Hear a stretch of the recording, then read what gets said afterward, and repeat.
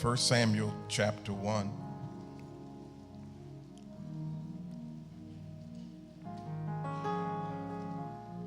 There were certain things in those days that were legal that aren't legal today. Today we are speaking of a man named Elkanah who had 2 wives, but we recognize that polygamy is not morally, spiritually legal for us today. So I didn't want to get anyone's hopes up.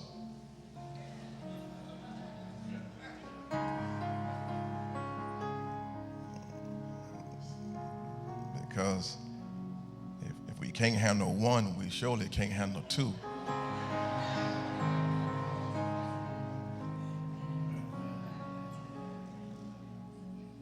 But there is something within these scriptures that I hope that you don't miss, that we will share together. And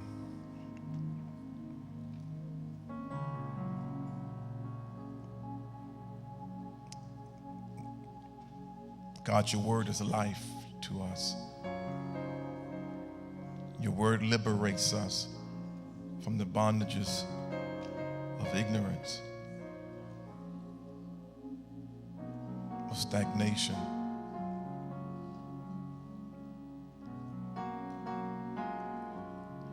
Your word opens opportunities for us to grow as women, as men, as sons and daughters. Speak now, Holy Spirit, in such a prolific way that people will utter your name across the avenues, boulevards, streets, roadways of life. For no one can truly do us like you. In Jesus' name. Elkanah is one who has responsibilities for caring for 2 wives. I want to share today with you because there is a difference between both Peninnah and Hannah. Hannah becomes a woman who prays, a person who understands. Not at first. It's a process. But she gets to the point where she recognizes that what she was doing wasn't helping her. And so let's start at verse 6. I tried to kind of limit these verses, but I couldn't, so just bear with me. You get tired, you can take your seat.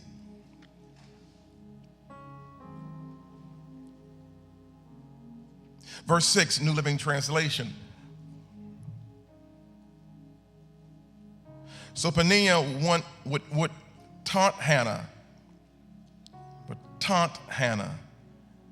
She would taunt Hannah and make fun of her because the Lord had kept her from having children. Year after year, it was the same. Peninnah would taunt Hannah as they went to the tabernacle. And each time Hannah would be reduced to tears and would not even eat. Why are you crying, Hannah? Elkanah would ask. Why aren't you eating? Why be downhearted just because you have no children? You have me. Isn't that better than having 10 sons? Y'all come on with me now. Once after a sacrificial meal at Shiloh, Hannah got up and went to pray. Eli the priest was sitting at his customary place beside the entrance of the tabernacle. Hannah was in deep anguish, crying bitterly as she prayed to the Lord. She made this vow, O Lord of heaven's armies, if you will look upon my sorrow and answer my prayer and give me a son, then I will give him back to you. He will be yours for his entire lifetime, and as a sign that he has been dedicated to the Lord, his hair will never be cut. As she was praying to the Lord, Eli watched her, seeing her lips moving but hearing no sound. He thought she had been drinking. Throw away your wine, he demanded. Oh, no, sir, she replied. I haven't been drinking wine or anything stronger, but I am very discouraged. And I was pouring out my heart to the Lord.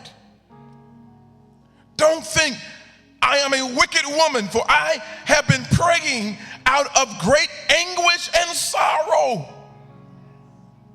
In that case, Eli said, go in peace. May the God of Israel grant the request you have asked of him. Oh, thank you, sir, she exclaimed. Then she went back and began to eat again. And she was no longer sad. Can I just read two more verses? Maybe one. The entire family got up early the next morning, went to worship the Lord once more. Then they returned home to Ramah. When Elkanah slept with Hannah, the Lord remembered her plea, and in due time, she gave birth to a son. She named him Samuel, for she said, I asked the Lord for him. That's a lot. Whoa! Well, I could shout. Y'all didn't find that word. Y'all didn't find anything in that word yet. I mean, really, if you in tune to God's Spirit, I can just read that and just sit down, and you'll let God's Spirit just, woo, woo. Okay, I got to put for some work. I don't have much time. Take your seats. I want to just share with you, just tell God.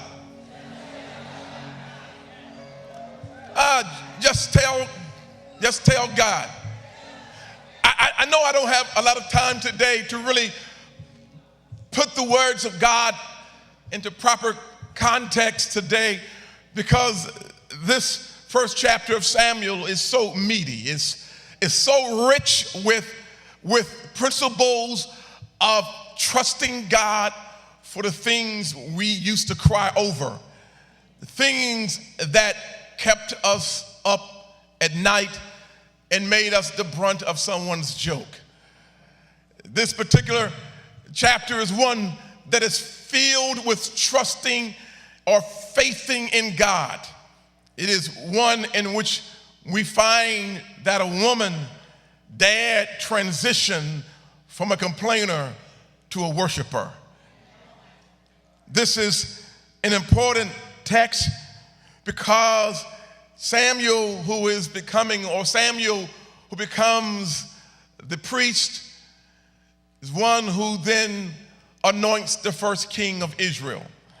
So I want you to see, to hear the significance of this woman we call Hannah, because Hannah believed God, that she transitioned from complaining and she prayed and she just told God what she needed. If you read this at home, I guarantee you will find yourself, whether male or female. For even though it is speaking of this feminine character, the God's word transcends gender. The word lets us know now that even though they were in the temple, Hannah felt less than. While being in the temple, the word of God says that Elkanah took his family to Shiloh. He took them there to sacrifice, to worship. And the custom is that when you go, you would carry your family and you would carry sacrifices. It is apparent that Elkanah was a wealthy man because he could afford 2 wives and he could afford to bring his own sacrifice. It's interesting here because one woman, Peninnah, had been blessed with children. But Hannah, who was loved by Elkanah, was not afforded the privilege. And what is happening here is that Elkanah loved Hannah even though she did not have any children. He loved Hannah more than he loved Peninnah. And Peninnah recognized that Hannah hasn't given him what I've given, but yet he has this undying, unwavering love for her. To the point that this sister does what so many others have done. I got to watch how I tread upon this text today. They turn on each other. Or Peninnah looks at Hannah, even though she is the one with offspring. She looks at Hannah because she recognizes what she had did not catch Elkanah's eye.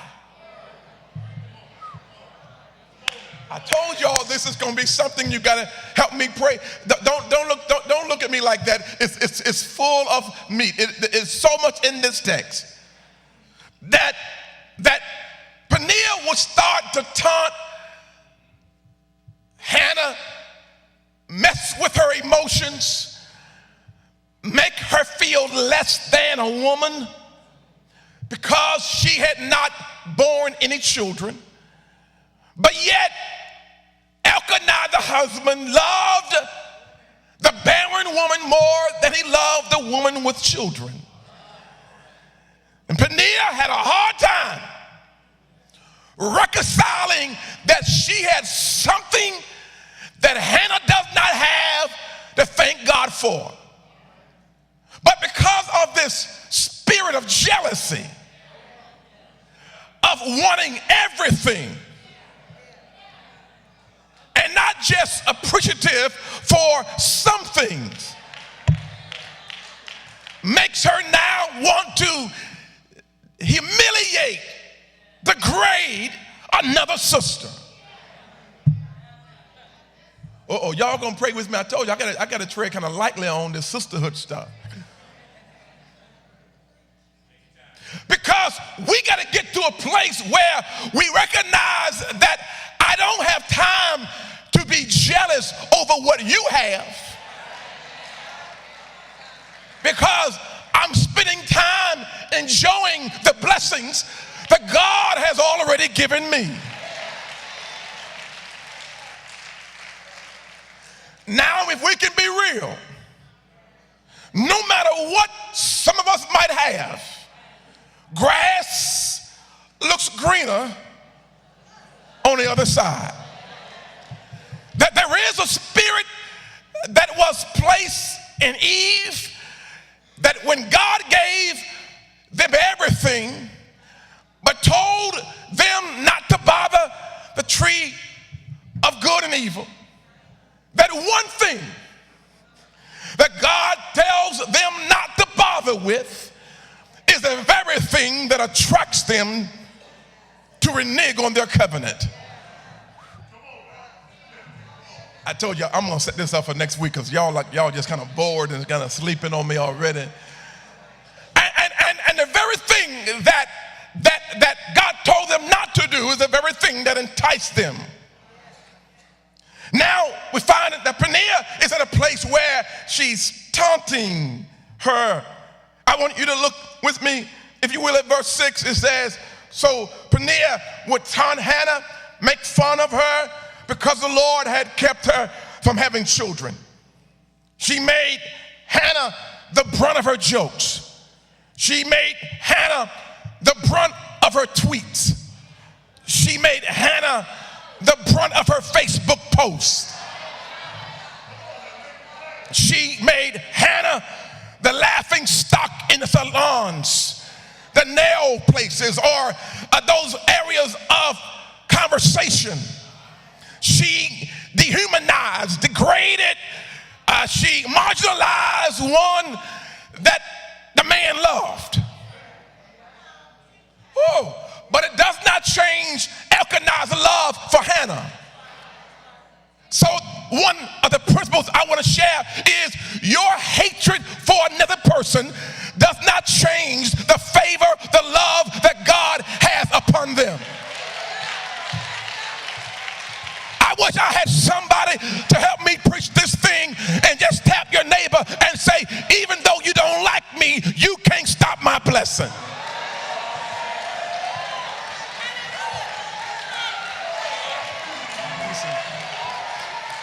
Oh, God, help me in this text.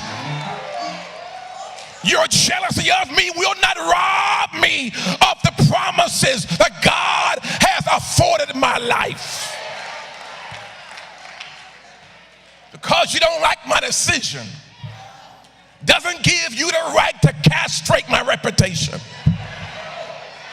Just because you don't like my approach does not give you the right to talk about me in the streets or in the barber shop or the hair salons or Walgreens or Walmart or Wawa.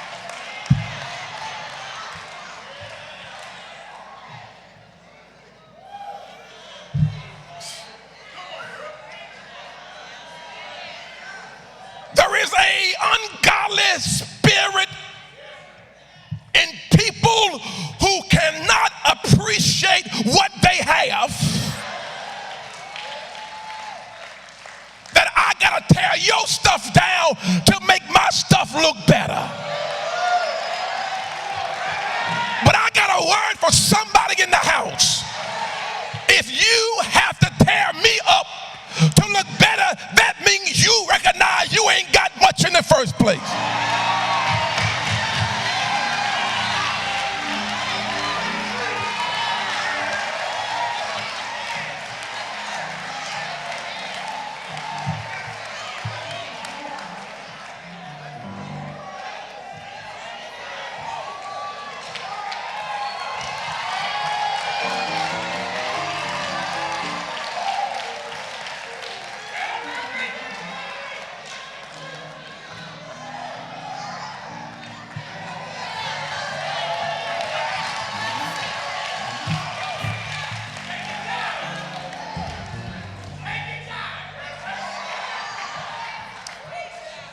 She would taunt Hannah, make fun of Hannah,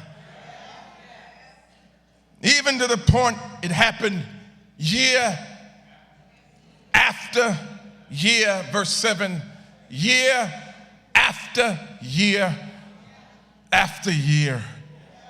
It says that Peninnah would taunt Hannah as they went to church.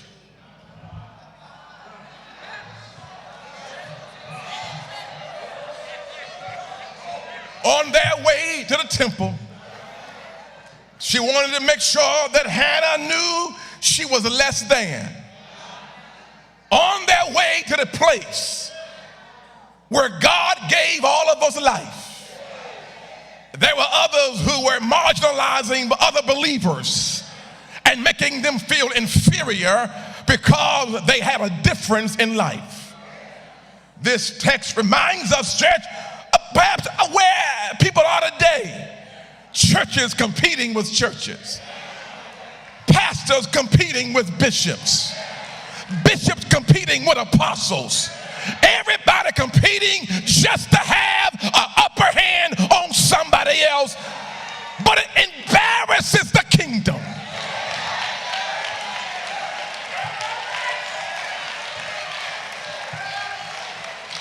We do it today. What church is greater? Who has the most members? Who gives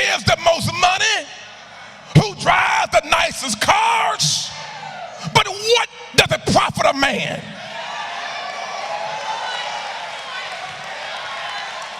to gain the whole world and lose their soul. If you unhappy with you, no matter what you get, you're still unhappy.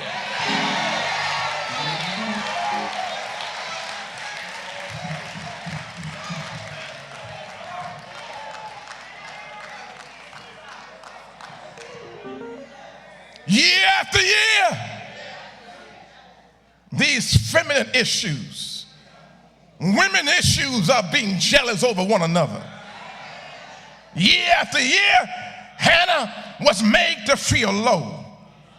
Verse 7 says, each time Hannah would be reduced to tears and would not even eat. What this text is saying is that Peninnah wouldn't stop taunting her until she saw Hannah cry and break down.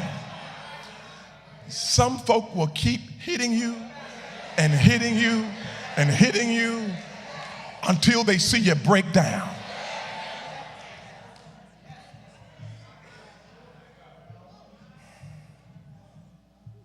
We got to break the spirit of women against women.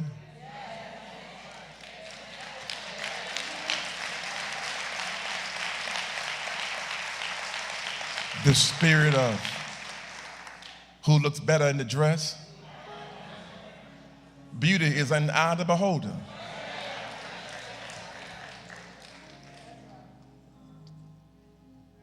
And we tear each other apart. And it says each time Hannah would be reduced. Hannah would be reduced. She started going to church like this, but by the time she left, she was. And sometimes you don't have to say a word. I don't say much. No, the way you look at them.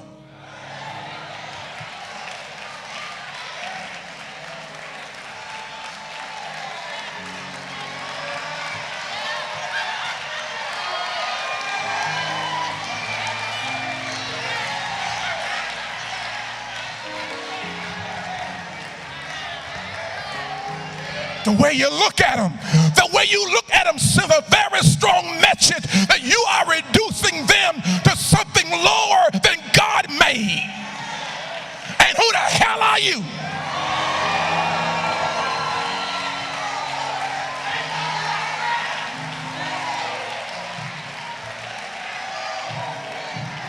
The last time I checked, you got some stuff with you too.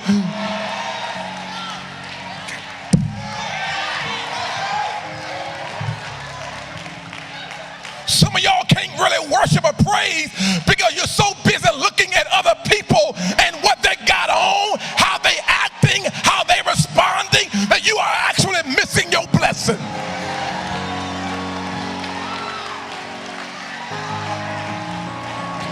God help me, Holy Spirit.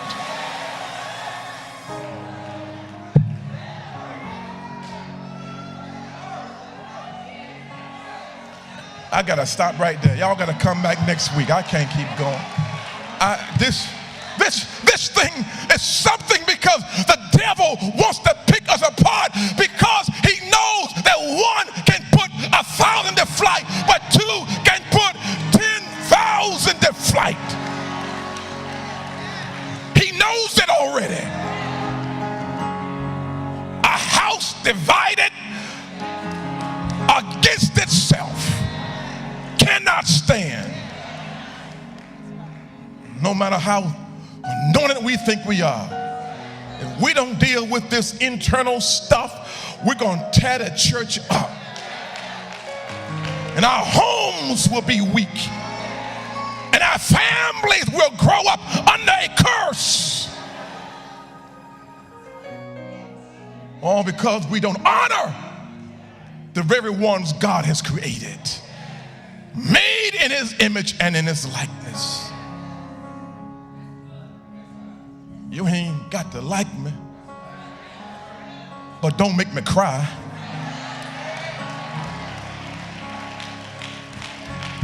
You don't have to like me, but don't reduce me.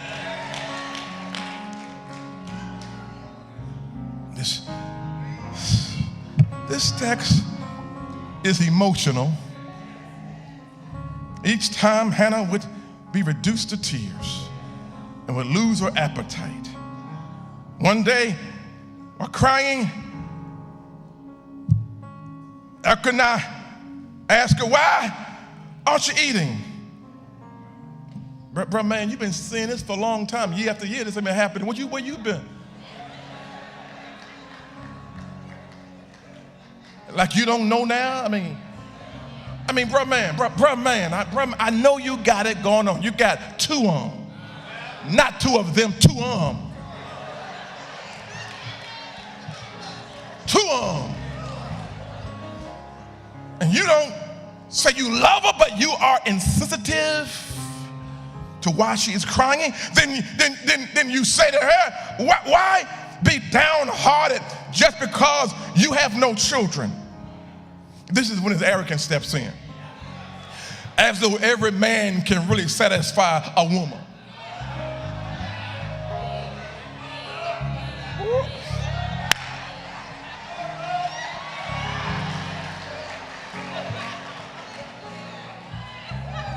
He says to her, why are you heavy-hearted? Why are you downhearted? Why aren't you eating? Just because you have no children, it's nothing new. You ain't had nothing before. You have me. Isn't that better than having 10?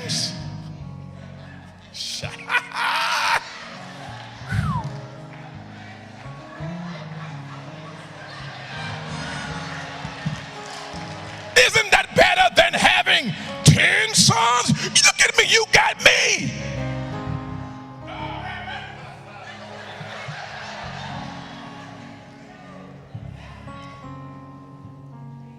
I want to say this, and I do have to close, because God has said what he wanted me to say today.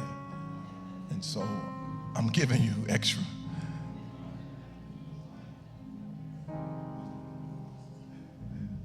Elkanah was saying, you have me, so don't you have enough? It reminds me of Genesis when God looked around and said, it is not good that man be alone. Let me create someone for man. And here it is that this man feels that he has enough to complete this woman's life. I've learned that there is not a woman or man who can complete you. It is God himself. Y'all gotta come on with this. And when you say, I found life when I met you, you saying to other people that you were non-existent until somebody else stepped in. The church, as I said, I gotta close this thing, but I don't want any of us to walk, male or female, to act like Elkanah, because Elkanah said, you have me. Isn't that enough? We can't be one-dimensional when we have been created to be multidimensional. We must be careful not to think that God's only blessing will come through you. There are other things. And just because he felt, because you have me, you ought not be concerned about having babies. Well, that was what she wanted. And we ought to stop killing people just because they want something and we think we are enough. I'm going to stop right there today and then let y'all deal with what y'all got to deal with. And we'll come back next week. And the church said,